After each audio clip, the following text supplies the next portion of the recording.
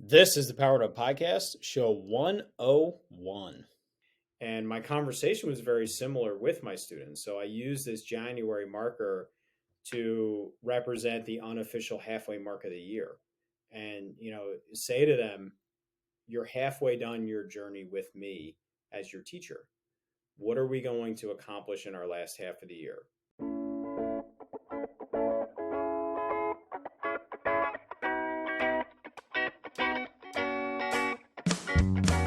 Welcome to a real-world education with insight and advice from teachers in the game, where current and former educators reveal what truly sets apart the great teachers and what it takes to make a positive impact on students. Whether you're in pre-service learning, new to the game, or a seasoned veteran, this is the show for you.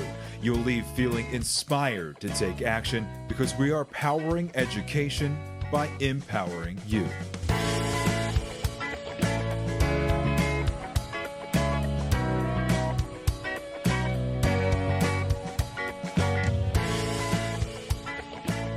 Hey, what's going on, everyone? This is Ken Erman, host of the Powered Up Podcast, and I am here along with my trustworthy co-host, Mr. Matt, the best friend Rogers. Matt, you're a great friend of mine. We are into the new century of podcasts, episode 101. I'm excited to continue this journey with you. Your contract has been officially renewed as co-host, so congratulations. What's going on, my man? How's life? Woo! How's school? Give me an update. Yeah. I mean, we're recording this on, the second week of December. Obviously, it'll come out right before the holiday season or right around the holiday season.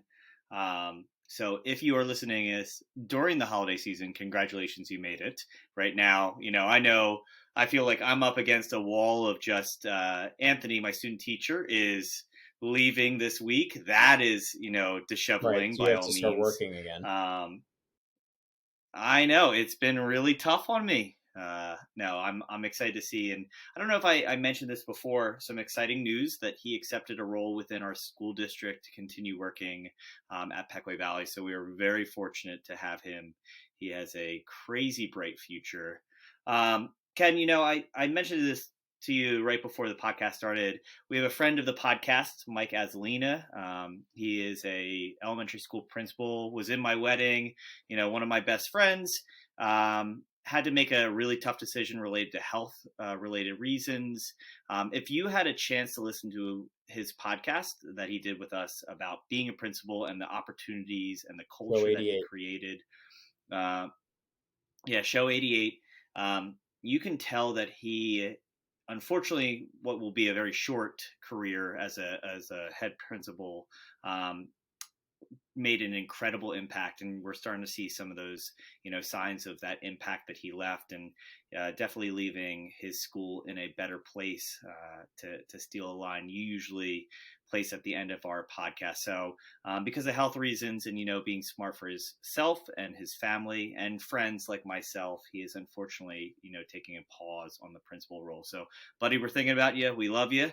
And we're excited to join you as you take on the next journey. But Ken, I know making tough decisions in this field is really difficult, and that might be not as often leaving the profession as much as changing roles in the profession can be really difficult. Changing teammates that you're working with, even changing curriculum. All of those features, looking from a different lens. So we all kind of go in different variations of what tough decisions are, but I think we can all recognize and appreciate people that are put in situations that they rather not be. So thoughts to you. But besides that, Ken, honestly, between, Moot, great news, Mike, wishing well news, we'll balance out and say, I'm good. That answers the question. How are you? Yeah, it's, education. I mean, any profession is filled with tough decisions. And, I think the attribute of great leaders are the ones that are able to make tough decisions and doing what's best for those that are most affected. And so in Mike's situation, he's the one being most affected. So he had to put himself in a, for lack of a better term, selfish position to make that decision. His decision by no means is selfish in any way taking care of your own health is not a selfish decision, but I know that's probably what made him take so long to make that. He probably should have made that decision long ago, but didn't want to because he cares so much about his community. But you know, as you whether when you're a classroom teacher, sometimes you have to make decisions that are going to go against the grain of your colleagues, are going to go against the grain of your parents. But if you do it in the betterment of students, then there's validation in that. Or as building leaders, making those decisions that are not going to make every teacher happy, but in the long run are going to be of the betterment of those teachers or of those students.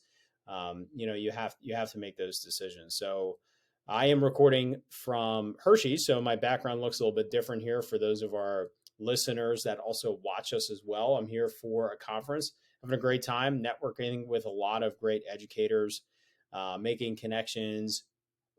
I've had a lot of time to talk to instructional coaches from different districts and finding out how they implement their coaching model, what some of their trepidations are, what some of their challenges are. So it's been a good experience overall. I know we've had this conversation a couple of times on the podcast.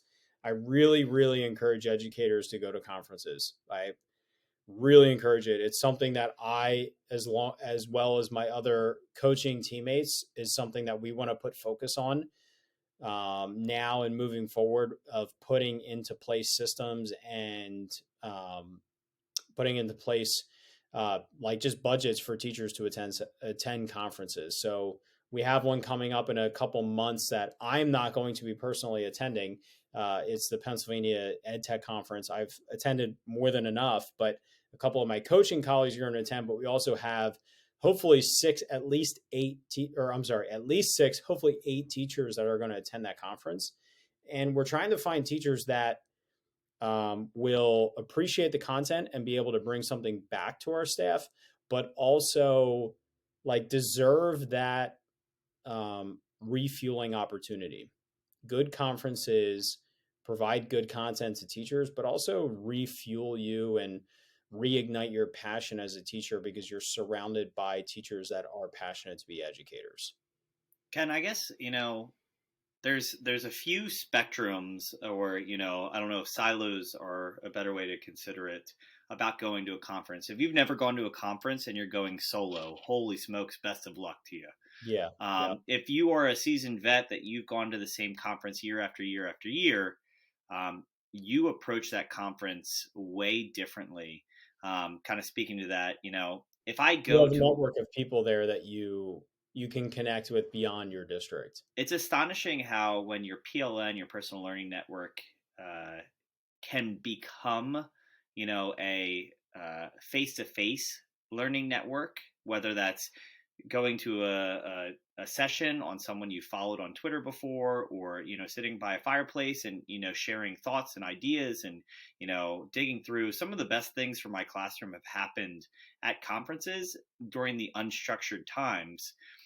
But what are some suggestions you might have for someone going to maybe not their first conference? Because I think honestly, first conference, you are just there for the ride to figure out how to navigate a conference more so than what you're absorbing. Early on, you feel overwhelmed and you're going to change everything about your classroom when you go back on Monday. Like, there is those aspects.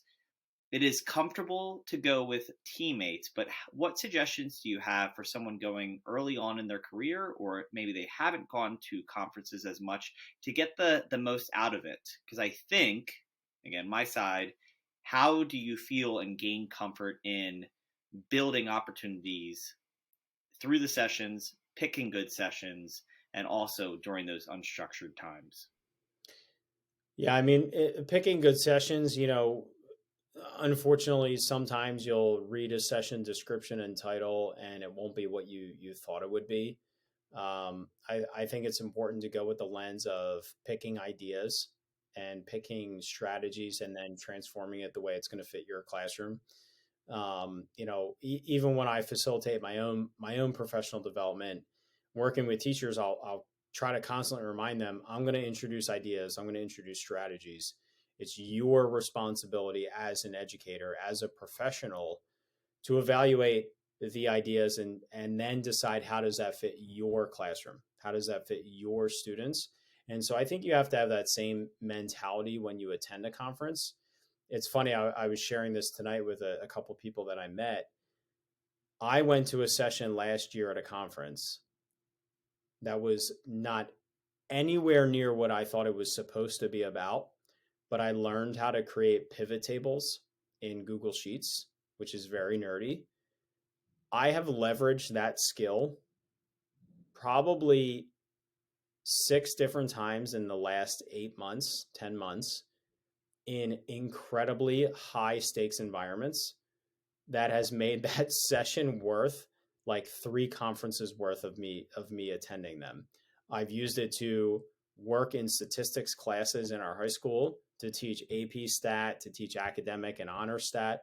I've used it to reorganize the entire process for how we evaluate our PLTs and to reorganize the entire way we track our coaching because I learned this one skill. And so I think you have to approach conferences and sessions with the idea of what skills can I learn or what ideas can I learn? What resources can I pull? I was in a couple sessions today where frankly the content really didn't fit me at all, but I took the entire hyperdoc of content and I emailed it to a colleague of mine and I said, I'm sitting in this session. This stuff is perfect for you. And so I wasn't there to necessarily pull something for me. Well, I was hoping to, but it turned out to be beneficial for someone else. So I think having the mindset of not, is this a good session or not? I think that's a poor mindset because a lot of times you'll probably say not because it's not what you thought it was. But when you can go with the mindset of how does this apply to me or to my colleagues, you can probably find benefit in that. The other piece of advice I would say is just be willing to step out of your comfort zone. Socializing is not a strength of mine. It's just I'm a very much introvert, but I really have pushed myself the last few years, especially attending different conferences that does not contain the PLN that you described. Just introducing people. Hey, where do you teach? What do you teach? And just having conversations. And this past week, I've met so many people that I've had such valuable conversations with, them learning from me learning from them. It's a great opportunity to just talk to people. And I really think in order for that to happen, you have to step out of your comfort zone, whether you're here by yourself or you're here with a team. I think there's so much value in attending those conferences. And it's really why I want to build capacity for our teachers to attend conferences, because I think they should be the ones attending the most. If subs are a problem, fine, go for a day. It's usually probably going to be more of that than financially, because districts do have specific funds that are dedicated to professional learning that probably go unspent year in and year out. Yeah, I'm going to take your list and just add a few more things. First off, I know budgets can be tight. If you can stay over, it is worth it. Not just for convenience, but if you're not rushing out and if you are able to just kind of exist, it's amazing. Hershey has a lobby with a fireplace. They have a bar. They have a ton of seating. And you just see, different pop-ups show up and different topics and conversations that continue. And I don't know about you, but it almost feels like the first week of college when you're like, oh, I hear, something that I can, chime in with.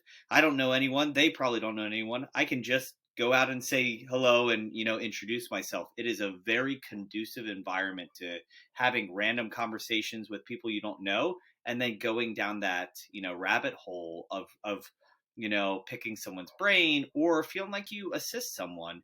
And realistically, that ends up being the most impactful part. And I think we also recognize the more conferences you go to, you realize that if I walk away with 3 or 4 new ideas, then that's successful.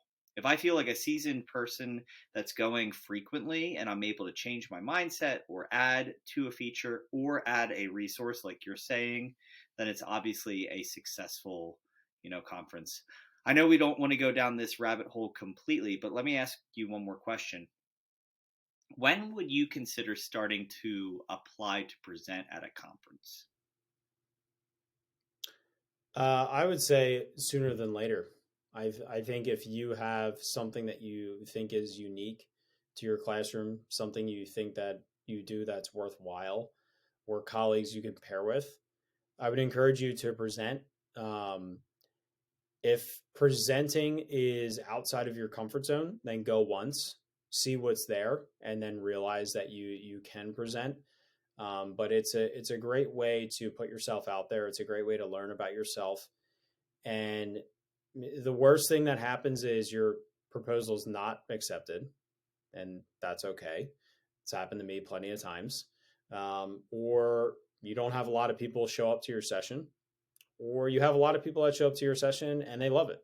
And I would say don't count yourself short on what you have to share, the stories you have to share, the content you have to share.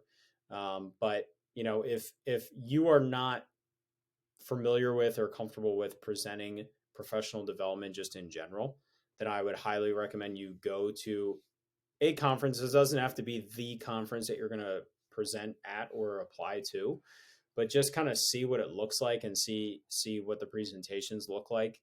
But a lot of the presenters they're just there to share what they do and for people to gain value from it. It's not like the presenters at conferences are all future keynote speakers and they're all future professional development liaisons and stuff. A lot of them are just people that just want to share things that they do as leaders or as teachers that they feel would be beneficial for others. And so my first ever presentation at a conference was on flipping your classroom.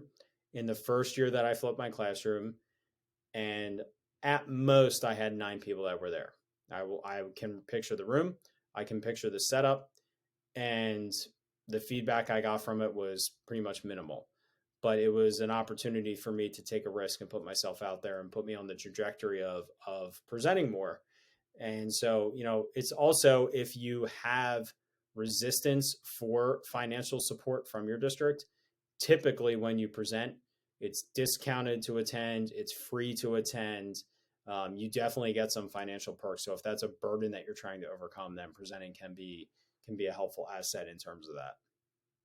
I would also say there are opportunities to volunteer at some of the bigger conferences that allow you to go to free. Like I work for ISTE, which is a huge technology conference for tech coaches and education in general. It's all across the country and an international organization. There are tons of opportunities to kind of acquire ways to go for very cheap or free. Ken, I don't know if you have any horror stories, but I will say that I presented once and I got some of the harshest feedback I have ever received. And that is the downfall that could happen when you present. Was I prepared? No. That's on me, kind of. Did everything work out how I was hoping for it to? No. I had missing materials, what have you. The backstory is I got asked as I was leaving and driving up to the conference if I would present and fill a block of time for a session I had put in months before with no materials, thinking that no one would come to a session that just was added last minute. Hey, we can just have a conversation. Room packed. I had slides and not a lot else, and I got absolutely raked over. I only say that because I really took an ego hit from that. It's not a bad thing. Just there is the possibility to, have a lens kind of focused in on your imperfections. And you have to recognize that that's an opportunity in that position. It was a nightmare for me. And it affected me for a long time and caused me to stop presenting. And then I finally got to the point that I realized, what did I do? I put myself in a position saying I was willing to present when I probably shouldn't have. And how can I be more prepared for every other presentation going forward? So I want to be honest and say, things have not always gone smoothly. I've had presentations that, people clapped at the end and, I followed up with people years after a presentation, continuing the conversation. I've presented internationally. Like I've been really fortunate, but I've also really fallen on my face and run understanding that teaching adults, and Ken, I'm not speaking about our audience at all, but teaching adults can be really daunting, can also be really negative. A lot of, our gripes in education are, well, it couldn't happen in my classroom, or it couldn't happen in my school, or it couldn't happen in my district. And that perspective is very normal. Like, we all feel our problems, our challenges. And so because of that, when you're presenting, you also have to realize that you're not necessarily trying to solve, system changes. That you're just trying to identify how you can frame for kids. So putting it out there, I'd rather be transparent, but boy, oh boy, it took me 2.5 years plus COVID to, get back out there and presenting again. But to be honest, it does influence, where you're going and the purpose behind it all. And I remember the big shift. That presentation that I tried to put together turned less about how I could start a conversation for what's good for kids, and more a lens of, oh, I've presented for years. Look at how great my kids in my class is. That took away all the value. If you're eliciting any conversation of what's good for kids, or, progress, those type things, you're not going to go wrong. So. Yeah, I would agree with that. And to pivot this conversation, Matt and I are not going on and on here with a insanely long intro to delay reaching a guest. We are not recording with a guest tonight due to some scheduling conflicts and last minute changes, which is fine, because I think at times it's refreshing for Matt and I to just sit down here together and kind of recalibrate. It's funny, when we started our solo shows, lack of a better term, you and I, were a little bit more frequent, and now it's almost like we never get these just guestless shows, because we've just built some positive momentum and always having a guest, which honestly is the best part of our show. So I don't mind that at all. This podcast is a proud member of the Teach Better Podcast Network. Better today, better tomorrow, and the podcast to get you there. You can find out more at teachbetter.com/podcasts. Now let's get back to the episode. So this show is going to come out actually on my birthday, December 29th. So future happy birthday to me. It's funny, as a December birthday, I literally could care less about my birthday. My wife wants to celebrate it, and my kids, I just don't care about birthdays at all. Tired of celebrations at that point. Yeah. So, but it's coming out, right before January, right before we get back from winter break, the unofficial halfway point of the year, because it's not the halfway point of the year, but it sure feels that way. The halfway point of the year. That time where you really hit a lot of stride and momentum, in curriculum and instruction, in your management strategies. So I want to just hit on a couple topics with that January reset.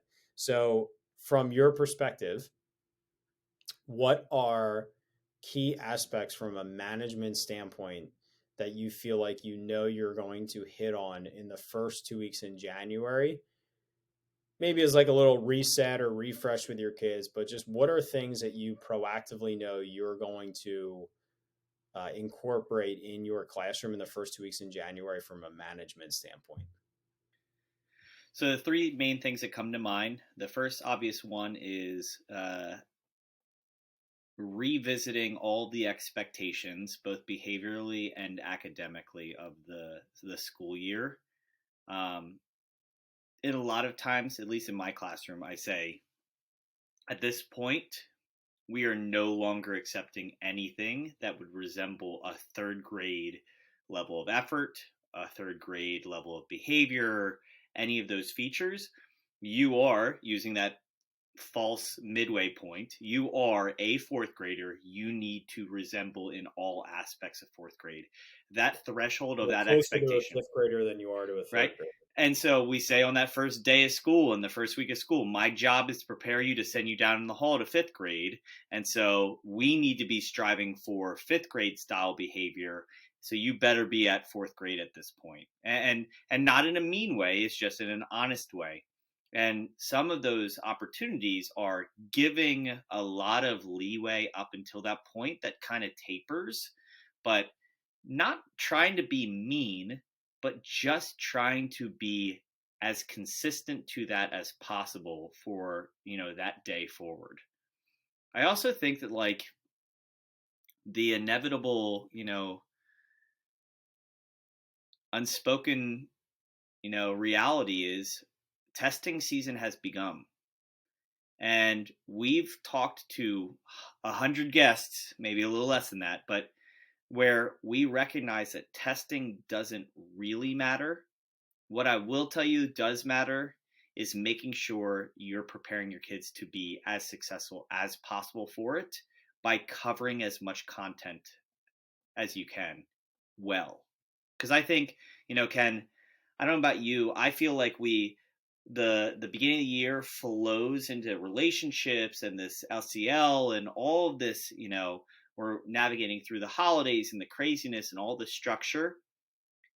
It is business time when we hit January, and the only interruptions besides President's Day and Snow Day is, the springtime coming and assessments. Realistically, my only worry is where is my pacing compared to last year? If I feel like I've exposed my kids to enough material that we've covered, the different character traits and the different mathematical skills and the problem solving features, and we've talked through the scientific method enough, as long as I feel like we have gone through there, I'm not saying be prepared for test taking strategies. I'm saying you partner what I said first, which is take it seriously, partner with the way to think about certain scenarios and situations and tapping into those resources. That's what we're starting to emphasize. Unfortunately, with a pace that often really picks up. And the last thing, and I don't know if you want to chime in beforehand, the last thing I'll just say is goal setting. And that kind of ties all of those concepts together. Some of the kids are having goal setting related to subject areas. Some are really prioritizing maybe behavior and, whether that's executive functioning, whatever is getting them in the way of not making January and February the most productive academic months in their school year. That is what the goal setting really becomes, and that's where our emphasis becomes coming back in those next 2 weeks. Welcome back. Hopefully you enjoyed the break. Let's get after it. So that's my answer. Where would you take that? So I'll say first what you said last, the goal setting piece. I think it's a great time to do goal setting. If you've not done any goal setting with your students, then it's a perfect time to start it. If you have done goal setting with your students this year, then I think it's a great time to revisit it. I am personally, this has nothing to do with education, but just personally, I don't believe in New Year's resolutions. I think it's a terrible time to just like start a random goal. I think there should be a more systemic approach for yourself in accomplishing goals. But it doesn't mean that you can't goal set in January. But I think it's important to expose students to those ideas and how it relates to your classroom, how it can relate to their own personal lives. But to answer the question overall, I agree with everything that you said, 100% in terms of the meat of instruction, the meat of content in the school year. But I'll take a very different approach. Oh, I Um, can't wait. Wait, wait to, your kids are doing everything for you. Let's hear it. Go ahead. exactly. So when I had fall conferences, when I taught fifth grade, I was very clear with parents after my first probably 4 years, when I was able to develop this perspective. I have 180 days with your students, with your children, really. I have 180 days with your children because I'm talking to the parents. I'm a quarter of the way through that journey. I haven't critiqued them much. I haven't tried to direct their behavior, change their behavior because I wanted to spend a quarter of that time observing truly who they were, what their strengths were, what their weaknesses were, and where there was opportunity for Mr. Ehrman to push them to grow. And so now I'm going to spend the last 3 quarters of that year trying to help your child to grow, to be challenged, to overcome some difficulties, whatever that spectrum was. So that was kind of the perspective that I developed with child development, with my students. And my conversation was very similar with my students. So I used this January marker to represent the unofficial halfway mark of the year, and say to them, you're halfway done your journey with me as your teacher. What are we going to accomplish in our last half of the year? What are you going to work on? What am I going to work on with you to help you grow and thrive as a person? And so using it as a time to, yes, reset expectations, reset academic expectations, reset academic goals, but also to signify the halfway mark of our relationship, and to say our time is going to come to an end, as this everyday interaction as teacher and student. I'll always be your teacher, I'll always be here for you, but we only have half the year left. What are we going to accomplish together? So really signifying that relationship together. And regardless of what you teach, you can take that approach. Some teachers, especially at the secondary level, you teach semester courses, so that halfway mark is going to be the end of the first quarter. You can have the same conversation I'm describing right now at the end of that quarter. Some teachers actually only see kids for a quarter of the year because they rotate every marking period, and that's a much different approach. That's a huge challenge in covering content, in delivering that curriculum, as well as establishing relationships. But it doesn't mean you can't. It doesn't mean you still can't have the same conversation. It just has a little bit of a different look. Sometimes those teachers have the opportunity to work with students over the course of multiple years. So again, that's a factor. But just the idea of, it is a great time to reset so many things. But I encourage everyone to think about, how are you resetting your relationships with your students as well. I think you bring an interesting point up. I don't know if I can respect, and maybe you can tap into what are the challenges to that midway point for a semester long or quarter long teacher that in that high school realm. I have my kids and maybe I rotate and I teach all my kids math and I send them off to some other classroom to teach ELA. That's a possibility, but that's the most upper elementary, high school level is, going through rotations based off subject areas. What are some of the challenges that you would say a student entering a classroom in January that we as year-long teachers with a group may not face? So you're saying a teacher that's going to have a student for the first time at the end of January? Yeah. So say you get halfway through the year and you're having kids. It's a tough time to start up with a new group. You're wrapping up, and then it's a hard transition to a brand new group that you're trying to develop relationships and I would imagine create great academic experiences. What are some of those things that you've witnessed that you either see teachers doing really well, or how do they navigate making? To me, January is a get down to business time, whereas for some teachers it has to be back to that relationships. Not saying that relationships don't matter to me, right, but that's not my emphasis. Yeah, I think that the challenging thing is, those teachers are, for the most part, unless they're new to it or they're in a new position altogether, they're used to that schedule idea of courses academically ending halfway through the year, beginning again, and ending at the end of the year. So they're probably used to that academic rigor. I think one of the challenges is in August, everyone is in the same mindset of relationship building. I have my new class. I'm going to meet my new students. I'm going to establish those relationships. I'm going to focus on classroom community. Whereas come January, there's zero elementary teachers in that mindset. And there's very few middle school and high school teachers in that mindset, because it's a very small subset of teachers that have that schedule.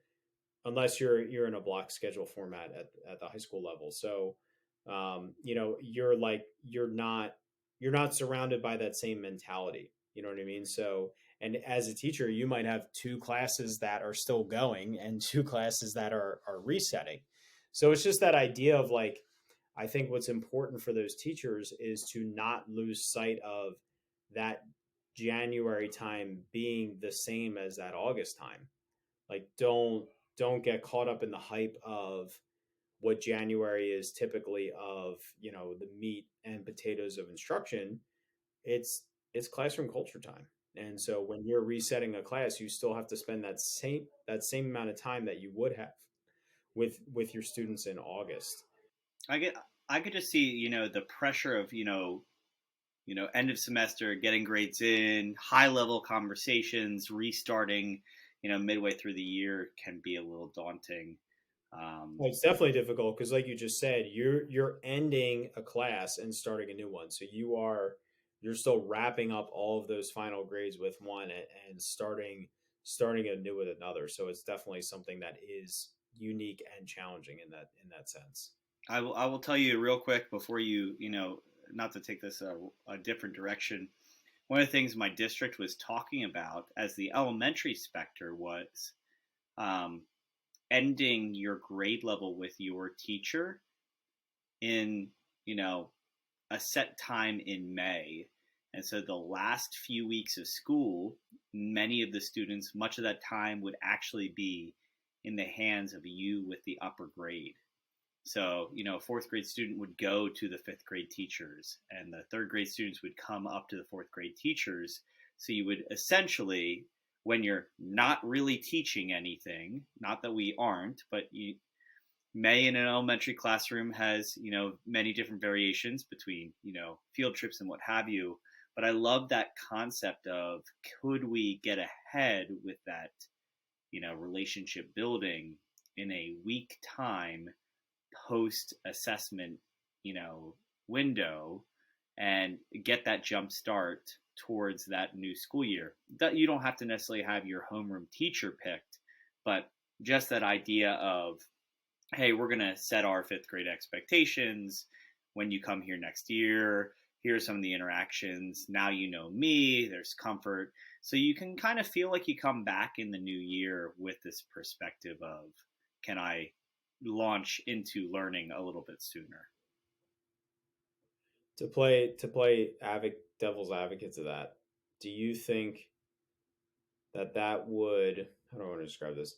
Do you think that would delegitimize the importance of relationship with a teacher because you covered relationships at the end of the year so that you can start academically sooner?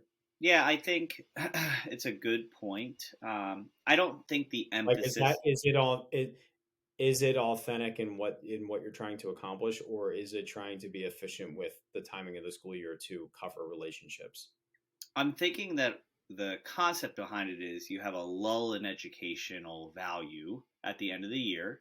How could we boost that being beneficial by giving you preview? The emphasis is probably not, hey, retain this relationship building for next year. Instead, it's, here are fifth grade expectations. This is how the classroom functions. This is how things line up. So that instead of spending what could be a month of school, could possibly be 2.5 weeks when you come back with a set schedule. Could you get into core instruction sooner next year because you were specific about how you use the time when, frankly, between field day and field trips and, special assemblies and school kickball games and those type things, is there a way? Maybe that's half a day. Maybe that's, a week. That sounds like a lot. I don't know what that buffer is, but it was a conversation I was really fascinated by that, not completely related, but just something to think about. Yeah, for me, I, it doesn't jive with me because I would miss my kids by all yeah, means. like when we talk about the end of the school year, and I'll relate this back to January in a second. I didn't want to give up that time with my kids because of what I just talked about, that 180-day journey. I wanted every one of those days with my kids as much as possible, minus the days that I had to take personally, or those types of things. Um, Teachers would talk about like, oh my God, I can't believe on the last day of school we're not having an assembly, or like what are we supposed to do with these kids all day? I'm like, I want that last day of school. Like I want to just do silly things. Like I didn't take my kids out for extra recess because I didn't want to just let them run around and just do nothing. Like I wanted to literally be with them on those last few days. And so I think that almost delegitimizes the journey that you take together on that 180 days. And that's why I like January so much, because I wanted to emphasize that with my students, that I didn't think the 180 days with Mr. Ehrman was the most important 180 days of their life. But I wanted those 180 days to be meaningful in some capacity, and recognizing that I am here to help you overcome something, whether it is academic struggles, whether it is being good in math for the first time in your life, whether it is recognizing some strengths you have as a person or an individual. There was something I wanted my students to understand, that there was something that they could gain from me in some capacity. Some may see it as a small, minor, completely minute blip on the radar of their life, and others might say like it was a life-changing moment for them. And I very well recognize that every student was not going to say Mr. Ehrman was the one that changed the course of my life. Maybe one student in all of my years will say that, but I wanted them to recognize that there was something that could happen in our time together that would be something somewhat significant to them. And January was a time where I was like, if this hasn't happened yet, we only have a little bit of time left together. And so, I just think it's so important for us to recognize the time that we have with students is so valuable, but also to get our students to realize that the time they have with us is just as valuable. And I think the end of the year is a great time to celebrate that, and January is a great time to put a checkpoint on that. I couldn't agree more. And to kind of turn that conversation more towards this time of year, because we could be hey, we can cheers and celebrate the end of the school year already. Unfortunately, it is still December, and like you said, we haven't even made it to the midway point yet. In this realm, we talk about that question of the school year going in waves, up and down, and how do we power up through those moments of struggle? I know that kids need indoor recess to not be indoor recess. I think we all get it. And the hard part is, where we live in Pennsylvania, that is not a realistic opportunity. From tomorrow until most likely February, there are going to be more indoor recess days by a long shot than there are going to be outdoor recess days. How do you feel like you can switch the focus? And how do you feel like, even I'll tap into, I'll give this as a softball toss to you, in your style of having kids, run the classroom. How do you recreate structures, recreate situations, and reaffirm kids making the right choices when, this time of year is when they're going to most test them? They're getting, the energy is flowing out of their body in ways that they're not wanting it to, but they can't control it. So how do you mix empathy with the idea that, you've spent 70 some days setting expectations and they physically cannot handle it, and you see, hey, it should operate this way and it's not? So how do I work past the idea of the expectations that we've set, the goals that we've set as a class, where they, at this point of the year, become really comfortable and feel like they can push those boundaries? Well, and I Is that think what that, you're saying? yeah, and I'm just kind of more so from the lens of if you're encouraging everyone to head towards this student centered learning, which I think is the right thing, how do you remind yourself that progress in this is not linear and to not get frustrated when there's a lot of factors that could be contributing to why the kids are not being successful, not being mature enough to handle it, not able to put the same amount of effort they did maybe in November, those type things. I think it's having realistic expectations for what you're hoping to see from them.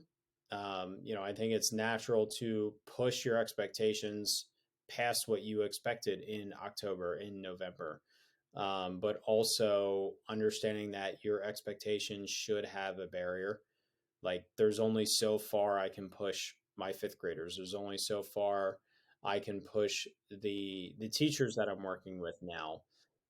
It just because I I brought them from point A to point C from October to January doesn't mean I can push them from C to E, in February and March. Like D might be the farthest I can push them. I've been able to get them there sooner than May.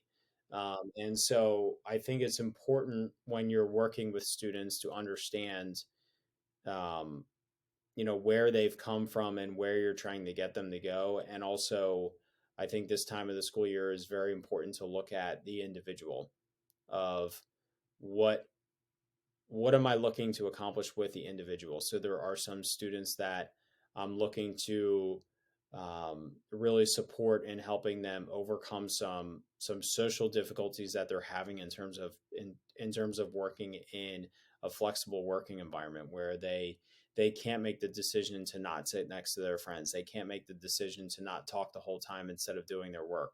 And so that individual, I have to set different expectations for, to literally tell them where they have to sit and who they have to sit near, because they can't make those decisions themselves, whereas others have learned how to thrive in an environment of choice.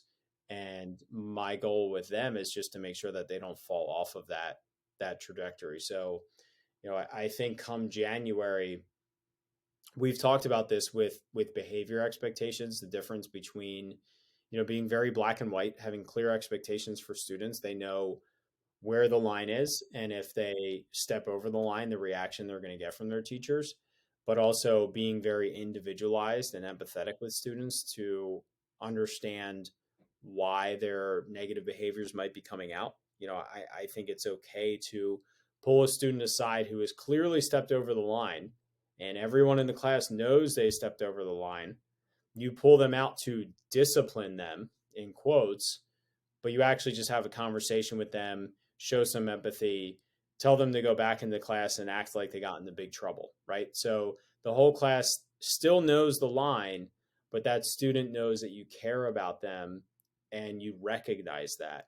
And come January of this time of the school year, you should be able to know whether you teach first grade or you teach 5 periods a day in 10th grade, 11th grade.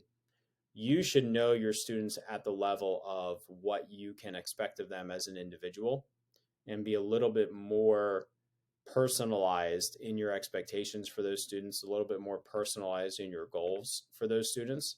You can still uphold your basic expectations you have for your classroom, but I think you can recognize where the individual falls on that spectrum a little bit more. I think it's a really hard thing to understand, though. And like, I don't know how far it took to get into your career where it was acceptable. I would concede to certain kids and that I wouldn't concede to others based off what was happening because of not necessarily the relationship, but maybe the contributing factors, or, what was a big deal for one kid may not be a big deal for another. And it took me a long time to realize that it was okay to make that differentiation. And the kids want things to be fair, but fair and equal, and equity, and what those type distinctions are, what each kid needs can be different, and that's okay. One of the things that I don't know how long it took me to get to that point in the career, and I appreciate what you're saying, where it's you've gotten to the point where you can personalize it. your goal is to get there as soon as possible, obviously, but it's a management feature. It is not a be stubborn and stick to it feature. And I think sometimes we get lost in the idea of winning compared to a 9-year-old or, a 12-year-old feeling like we get the win. Usually when we leave feeling like we won, we probably realistically lost that scenario. And that's really hard as, in this time of year, we may be showing up grumpy and frustrated and, wishing the sun came out longer and the temperatures were warmer, those type features. The last question that I have for you, Ken, is MidYear Data. MidYear Data, by standardized realms, has always been something that I've struggled with because my kids always do poorly in. And what I realized, part of that was the kind of, am I focusing on good pacing? Could I improve that pacing? Do I need to buckle down and get to work? That is absolutely a contributing factor. But I realized that in the style of caring for kids, am very, very systematic about my expectations that allow me to accelerate like crazy on the back end of the school year. So naturally, my kids are always behind. Even my highest profile, there is no reason they should be doing poor scores.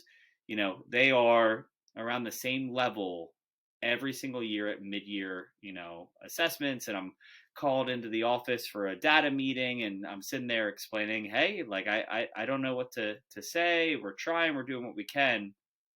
And then we revisit that conversation 3 months later and things are, a much different place.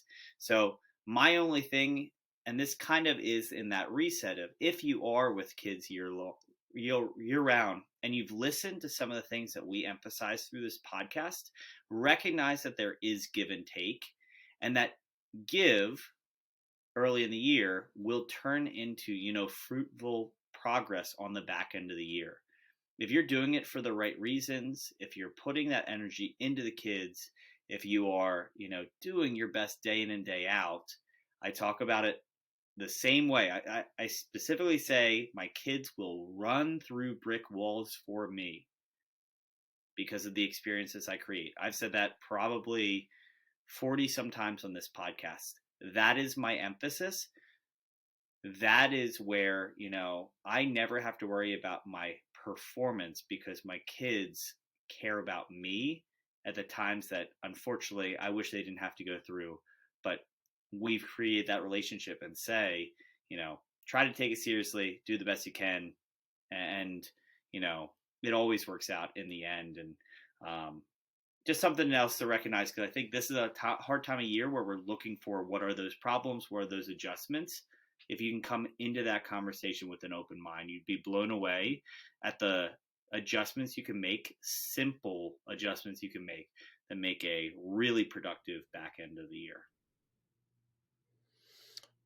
Yeah, I would agree with that, Ed. And on the data piece, I think it's an important time. There's typically going to be benchmarks involved with your district and what they're evaluating with students. But I would encourage teachers, and I've talked about this, like especially in our Teach Like a CEO episodes, that you should be creating opportunities to collect data yourself throughout the year. So, mid benchmark and end of the year benchmark scores should not be a surprise to you because you should know where your students are at. And also to circle back what you were saying with like getting comfortable with in your career as a teacher, making those personalized behavior decisions. I think when you are approaching situations with true empathy and the student in mind, you're never going to lose. For the most part, there's situations where it might not turn out perfect, but when you pull a student to the side, so they've clearly crossed the line in your classroom that everyone knows exists, and you pull them into the hallway. And let's say you have an empathetic conversation, you realize there's more depth to what you observe than you initially thought. Discipline's not necessary, but and I have done this. I have said to kids, act like you got in big trouble when you go back in, right? Let's say that kid tells, and very likely that kid tells his two best friends, man, you'll never believe this, but like Mr. Ehrman actually totally let me off the hook. I believe that my integrity as a disciplinarian was not affected at all in that moment, and my integrity as a person was strengthened because kids, regardless of age, are perceptive enough to realize what true empathy and recognition of situations looks like. The way I treat a second grader in that moment is going to be very different than the way I treat a fifth grader in the language I use, which is going to be very different than an 11th grader, and the language I use to express my empathy in that situation. And so I don't think it reduces your integrity as a disciplinarian when you express empathy towards someone on an individual non-spotlight situation. And so, I think there's no way of formally building that confidence other than just trying to be a good person, trying to understand everything that's going on in the situation.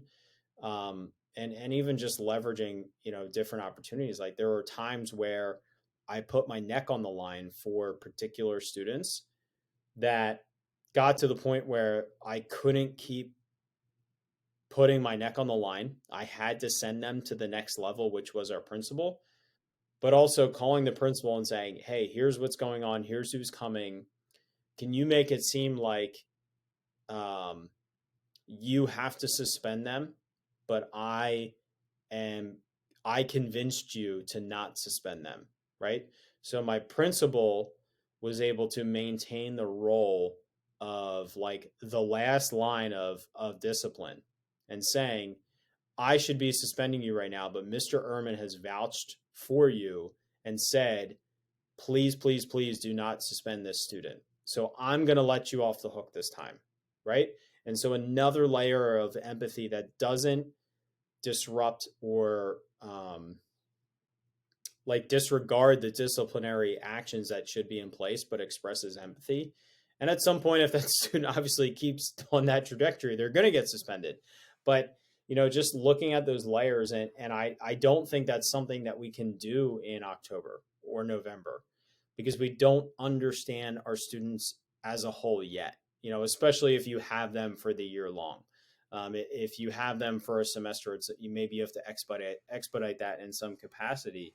But, this is the time of year where we should really, really, really know our students and really know what they need, both academically and emotionally and behaviorally, and really start to personalize the experiences they see from us and the interactions they receive from us.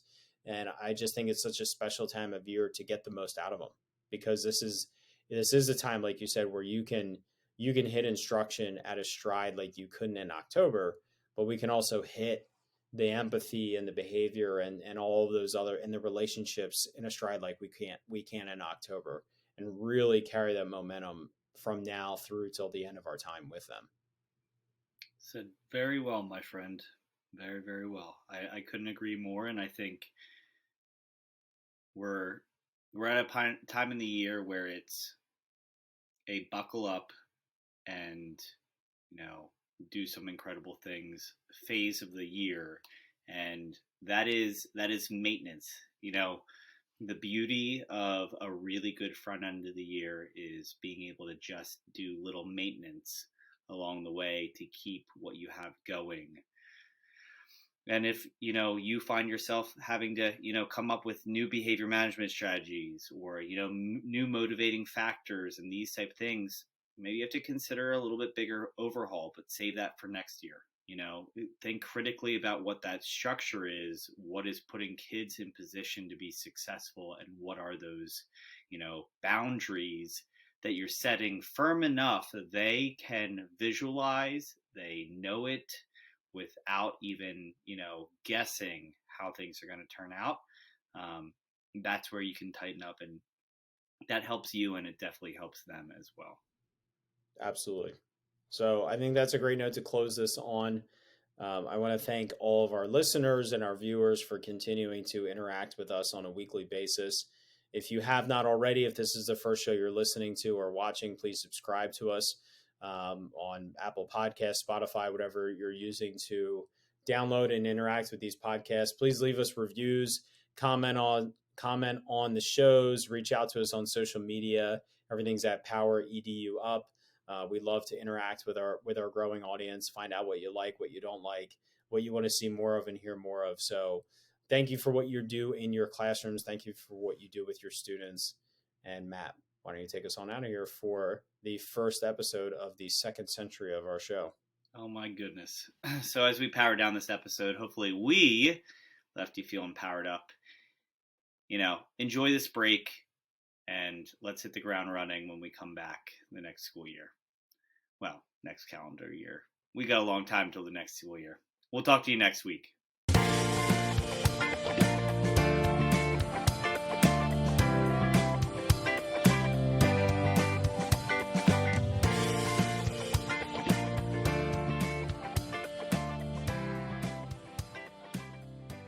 Thank you so much for listening to this podcast. If you haven't already, please subscribe on whichever platform you're listening to or watching us on YouTube. Each week we get to talk to amazing educators who are making a positive impact on the lives of students, their colleagues, administrators, and education as a whole. It's been such a privilege every week to be able to talk to these incredible individuals, learn from them, grow with them, and better myself and all of education through these conversations. If you haven't already, please consider sharing this with a colleague, someone who can benefit and be powered up from the experience of listening to these incredible conversations. Because of Powered Up, we are powering education by empowering you.